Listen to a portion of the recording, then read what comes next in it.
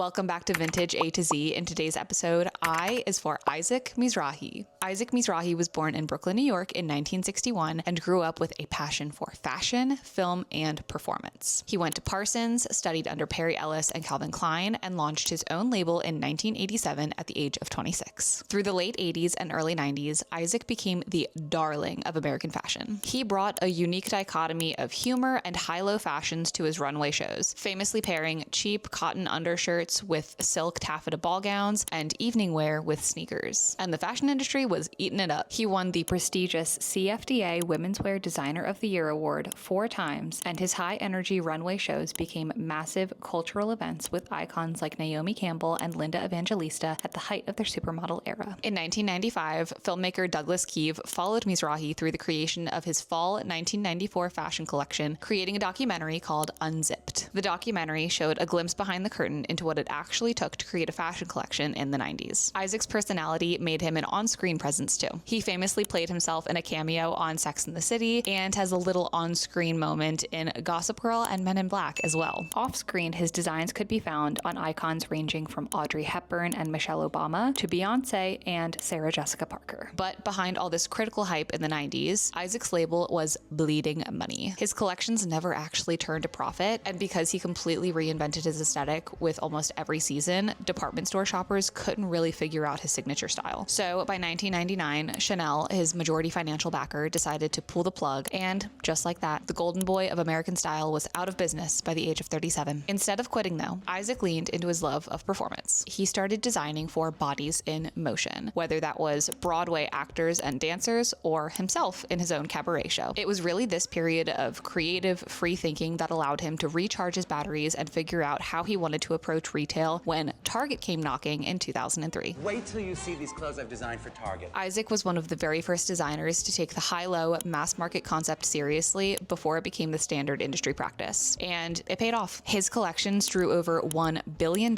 in retail sales between the years 2003 and 2008. And he eventually relaunched his own label and ended up designing for Liz Claiborne. Isaac proved that good design wasn't exclusively for the wealthy. He democratized fashion, built a billion-dollar empire, and inspired other luxury designers to follow his blueprint and head to the mass market as well. Vintage Isaac Mizrahi from his original 1987 to 1998 run is serious collector territory these days. Archival pieces like his pastel silk dresses and sharp windowpane blazers frequently show up at high-end auction sites. But his vintage Target line is worth hunting for too, if anything because he brought the same intentional eye to a $29 dress as he did to a $2,000 runway gown. What brand should we dive into for the letter J?